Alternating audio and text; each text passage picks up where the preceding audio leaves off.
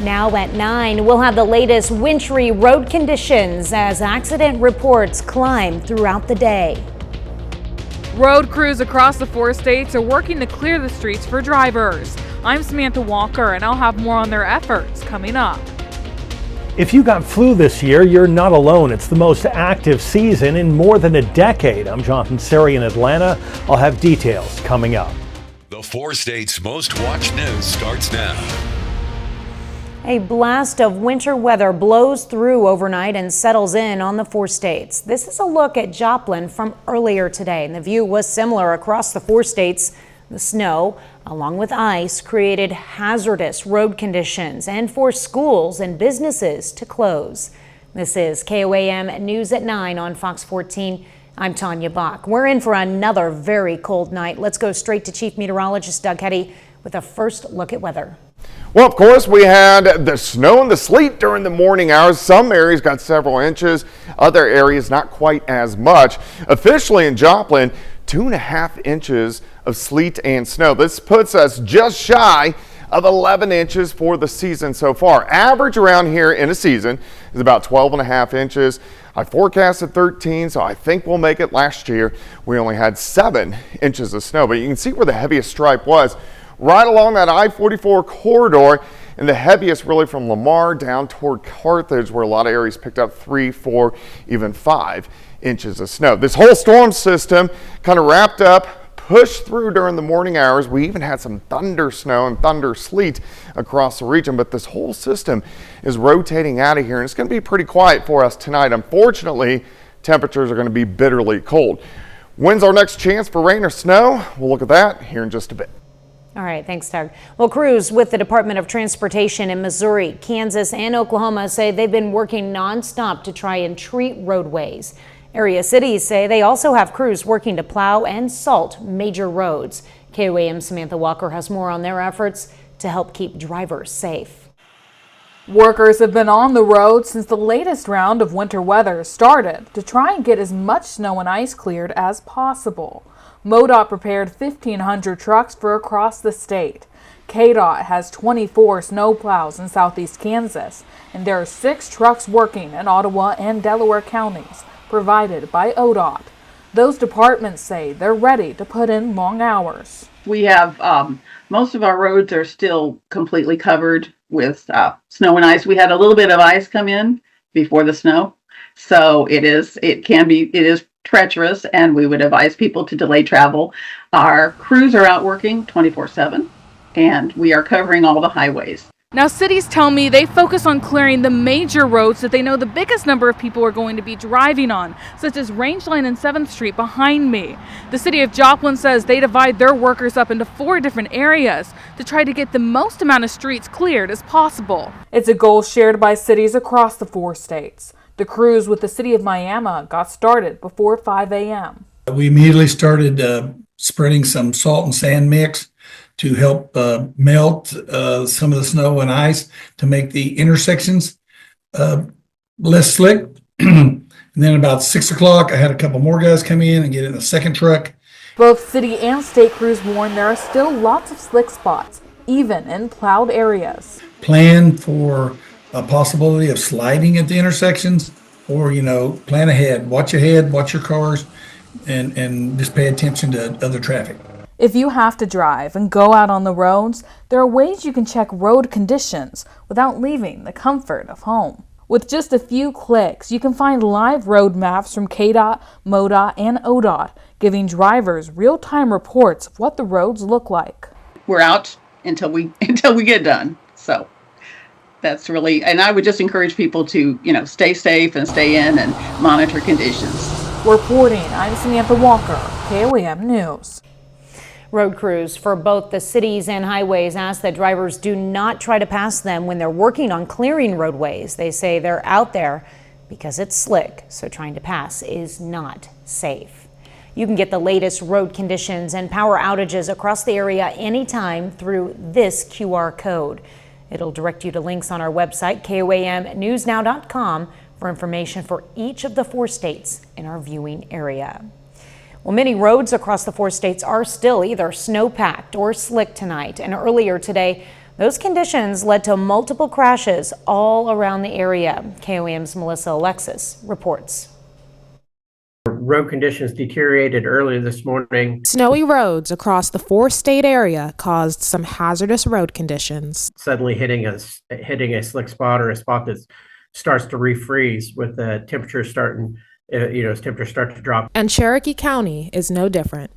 Cherokee County Sheriff's Department responded to 6 accidents, although Sheriff Brian Henderson says there's evidence that there may have been more accidents in Cherokee County. One injury crash that resulted in a occupant vehicle being transported to the hospital. The head-on crash that took place on Highway 69 in Cherokee County sent 2 people to the hospital.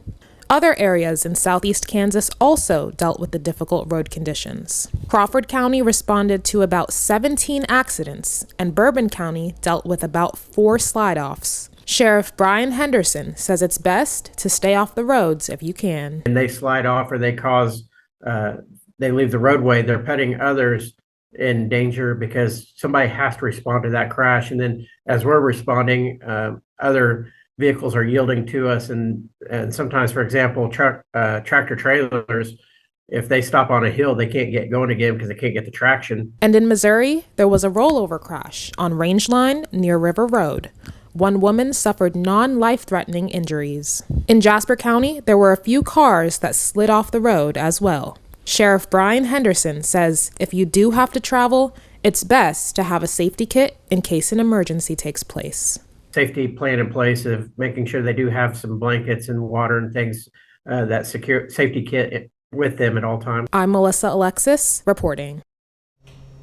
Well, Cherokee County Sheriff Brian Henderson says if you do have to travel in the snow, it's best to leave early so you have extra time to drive slowly.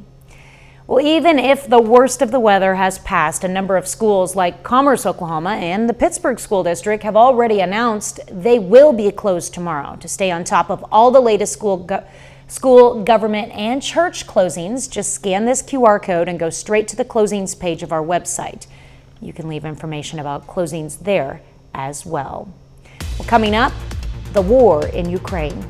President Trump speaks with Russian President Putin today to discuss the war in Ukraine. I'm Rebecca Kasser in Washington with how those talks went, coming up. But up first, flu season is in full swing with high disease activity and rising case numbers nationwide. Some Blue Cross Blue Shield customers will soon see a payout from a class action lawsuit. The health insurance giant has agreed to pay $2.67 billion to those impacted when the company allegedly broke antitrust laws. In a lawsuit filed in 2013, Blue Cross Blue Shield was accused of limiting market competition, which caused higher premiums and fewer options for policyholders. While the suit has been settled, Blue Cross Blue Shield has denied any wrongdoing. Flu season is in full force with high disease activity reported throughout most of the country and case numbers increasing. Fox News correspondent Jonathan Suri has more from Atlanta. We're in the midst of a very, very busy, a serious influenza season. That might be a bit of an understatement. Public health officials say this is the worst flu season in the U.S. in 15 years. The CDC reports at least 24 million Americans have been infected, resulting in 310,000 hospitalizations and at least 13,000 deaths. Doctors are now urging folks to make sure they're up to date on their seasonal flu vaccinations. These vaccines are a pretty good match. They are keeping vaccinated people out of the hospital, but you can still get a quote, mild case of flu. But fewer people are rolling up their sleeves. Only about 45% of American adults got their shot this winter. That leaves millions vulnerable, especially the elderly and those with underlying health conditions. If a vaccine can help me be here another 10 years, 15 years, do it. We don't need any more deaths.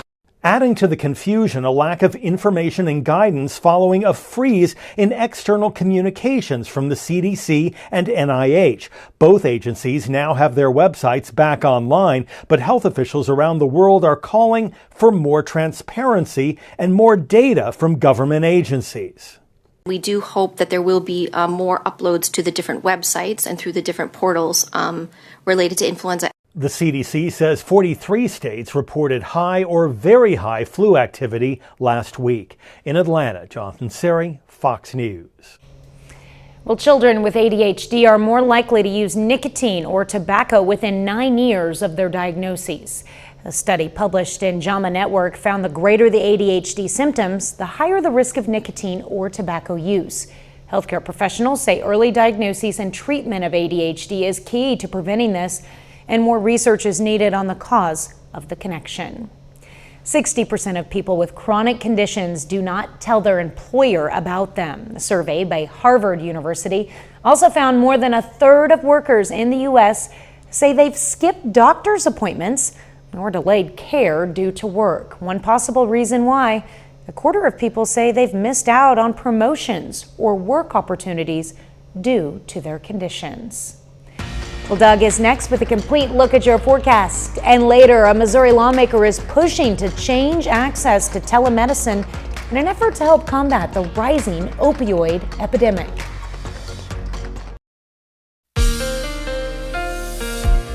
Well, of course, super cold day for us today, and we had the sleet, we had the snow across the region, and our temperatures really didn't go anywhere.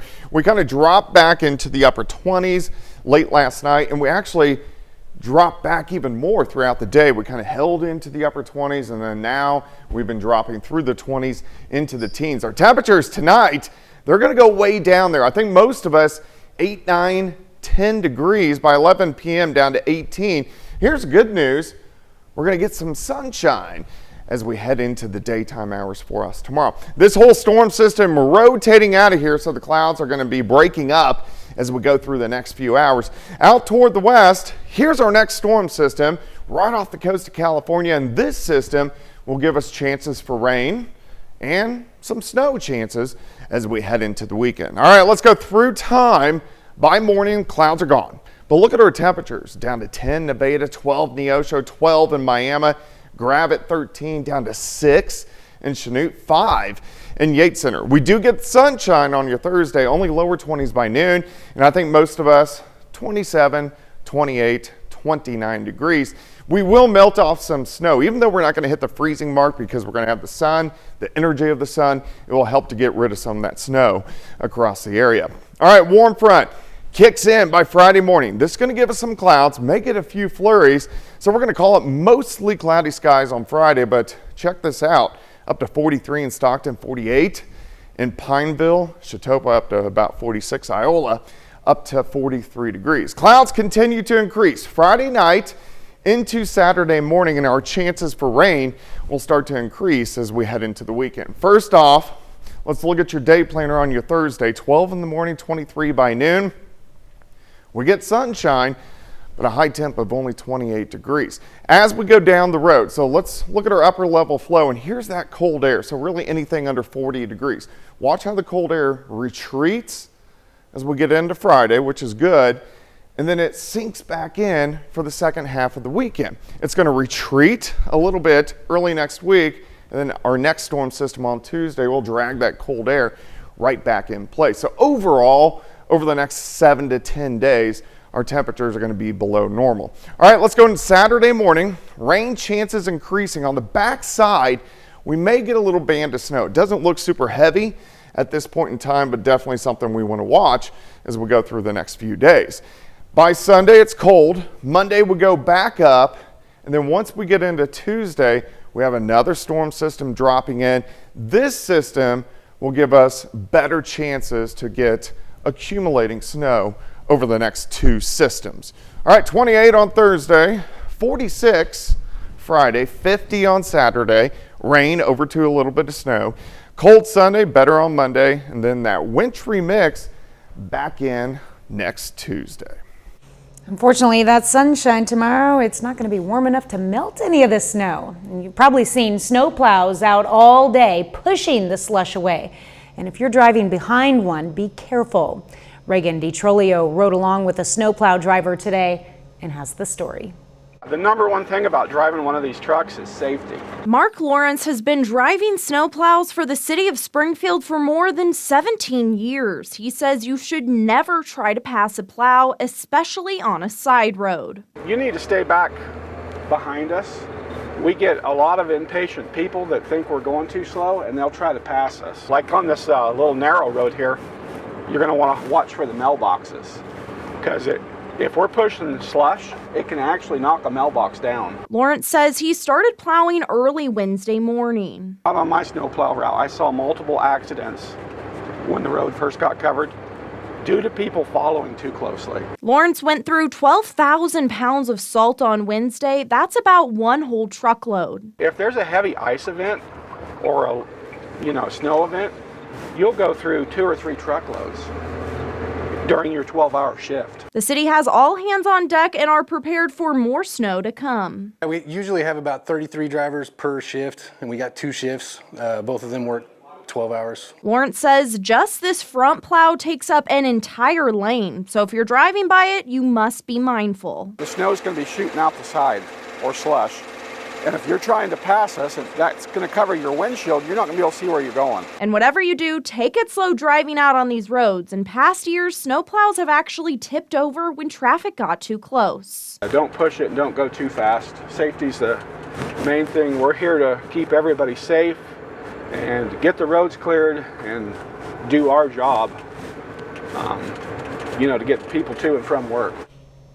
Well, if you're out driving, remember to stay 4 car lengths behind a plow. And with that freeze expected again tonight, there will be more snowplows out working to keep these roads drivable. Well, coming up, we've got more winter driving safety tips. Experts say it's a good idea to have your car completely cleared before taking off. I'm Lonnie Walton. I'll have that story coming up. As you go out to your car, you might find it covered in snow and ice. And for the safety of others and yourself, experts remind drivers to clear off all parts of their vehicles before taking off. KOAM's Lonnie Walton explains why. A few years ago, we were coming through Iowa, and there was a snowplow on the road, but the lights on the back of the snowplow was covered with snow. Mike Gideon is the owner of Gideon Auto and Tire in Joplin. He says he once encountered a vehicle he could barely see because his taillights were covered in snow. To come up on a vehicle going significantly slower without being able to see him was a problem. Now, while Gideon is worried about those taillights, AAA spokesperson Nick Shabaria says the top of the car is also important. Any snow or ice left on a vehicle, on the roof, for example, that's going to become dislodged, and it can become dislodged while you're driving. Shabaria says these chunks of ice carry a heavy punch. Those chunks of ice coming off your vehicle can have the same force as bricks being thrown from your vehicle. Shabaria and Gideon both understand it's freezing outside, but some things need a little more attention.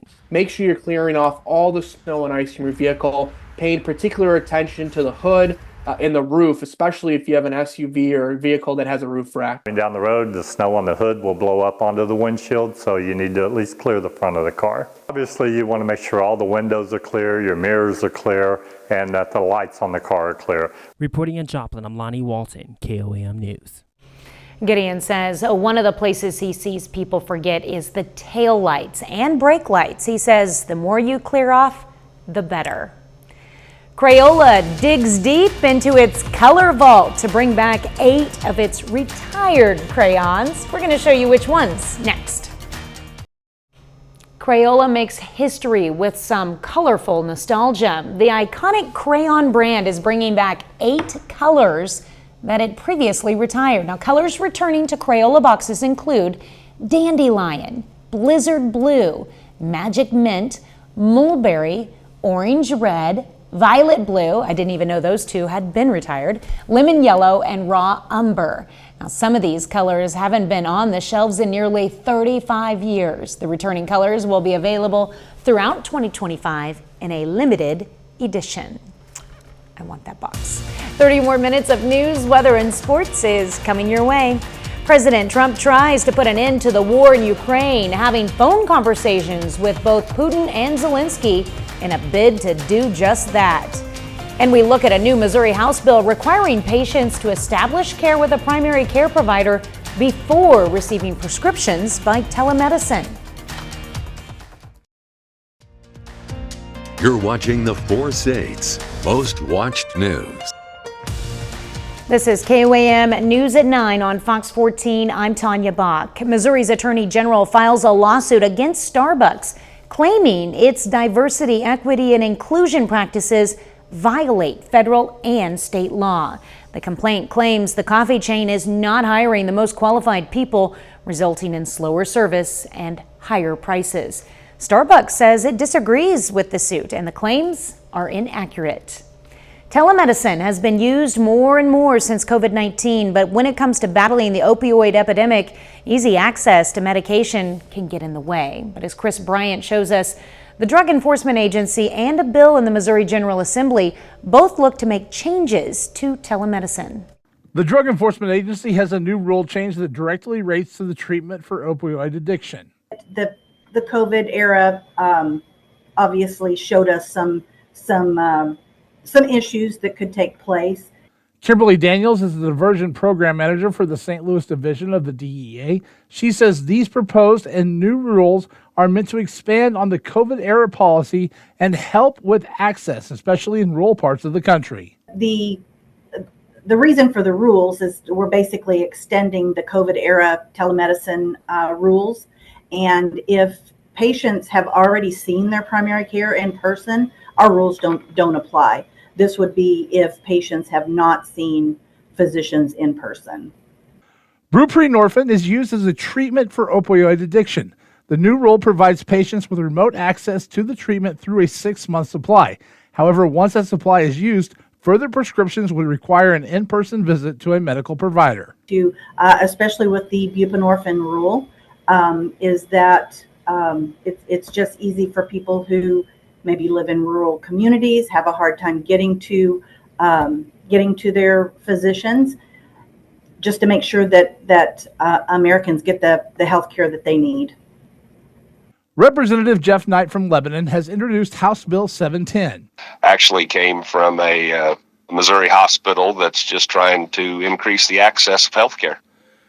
It would require a patient to establish care with a primary care provider before receiving prescriptions by telemedicine. Once that relationship is established, I think the access is much easier. You know, the shortage of doctors and trying to get a doctor's appointment for something as common as pink eye or a cold or a flu.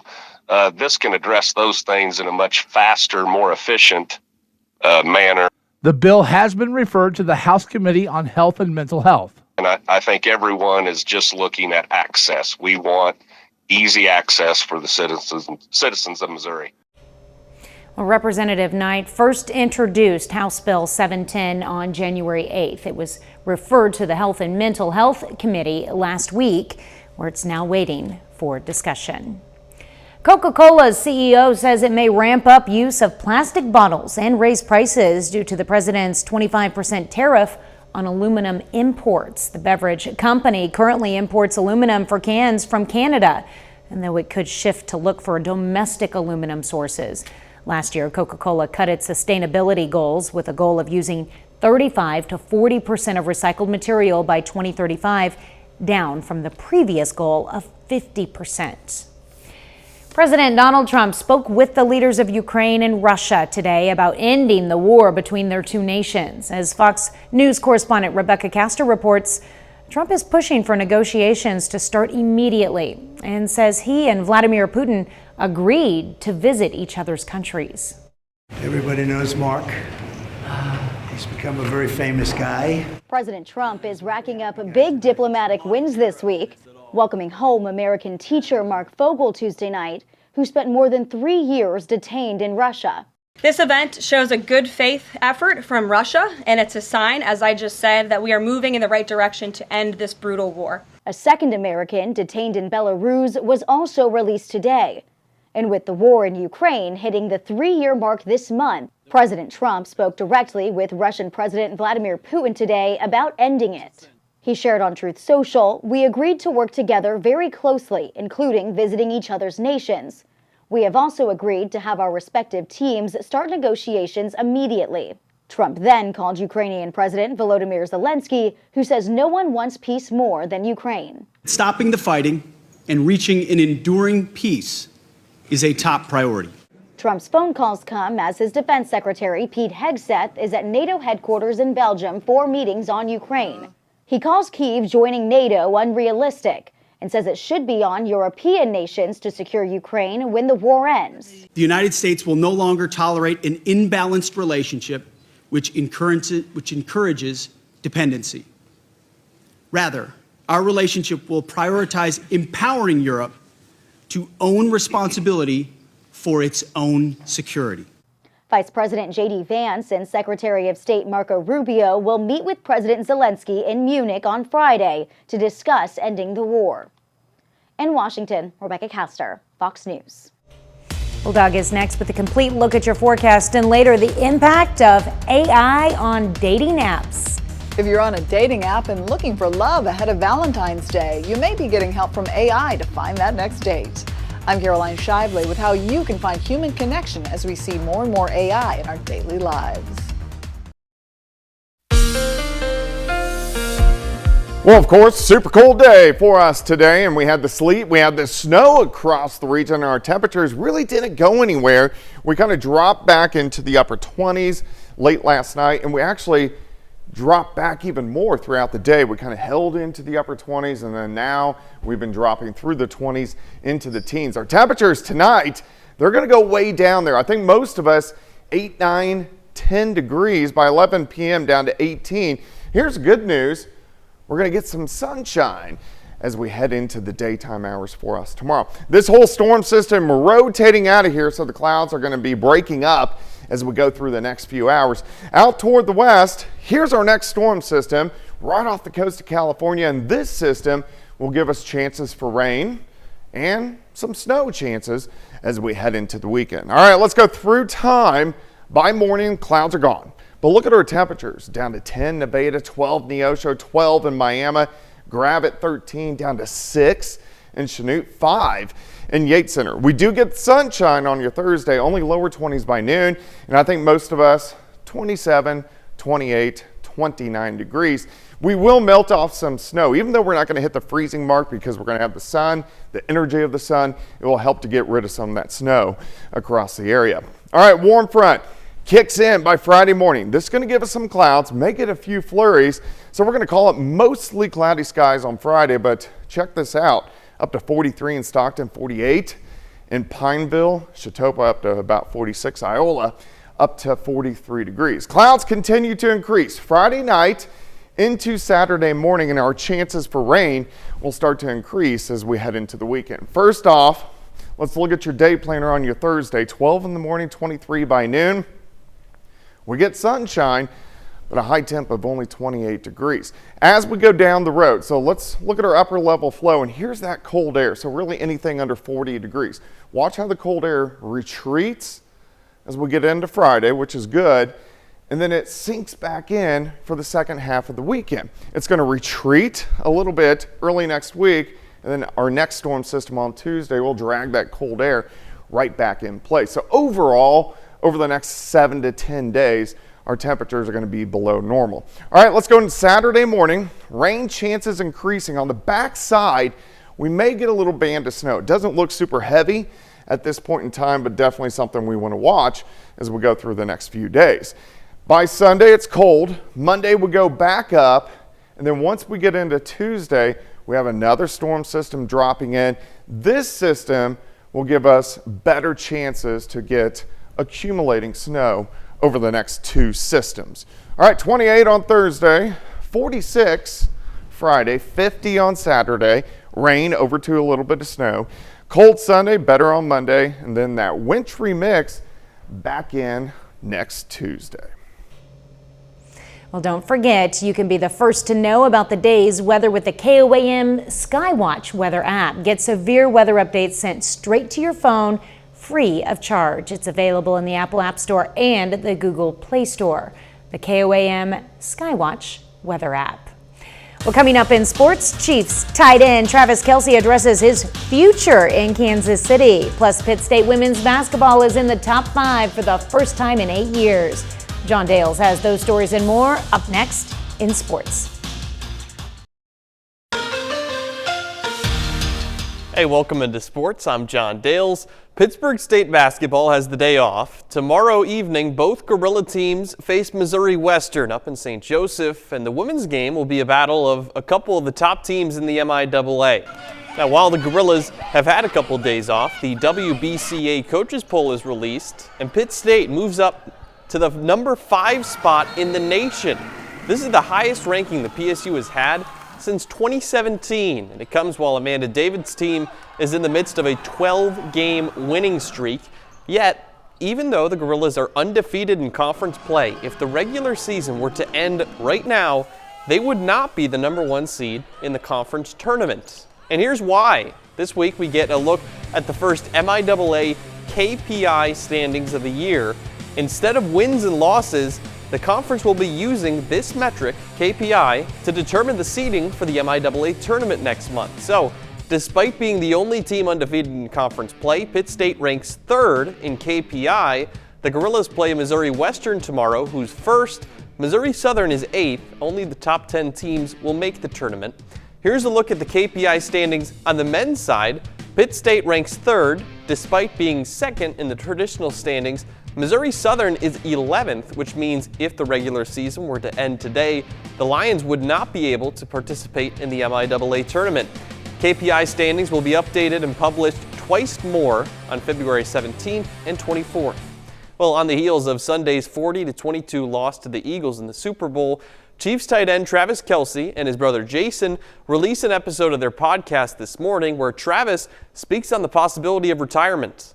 Focusing on your craft, focusing on the task at hand, every challenge that you set up for yourself.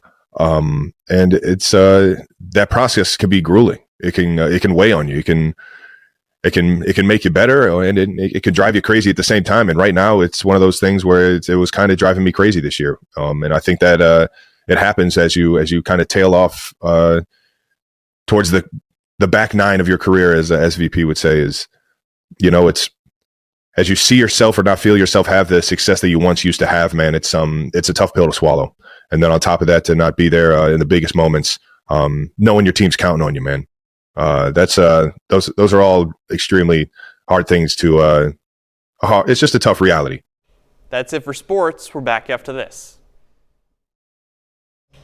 Data shows between 30 and 37% of American adults have used dating apps in their lifetime. If you're looking for love ahead of Valentine's Day, you should be getting some help from AI.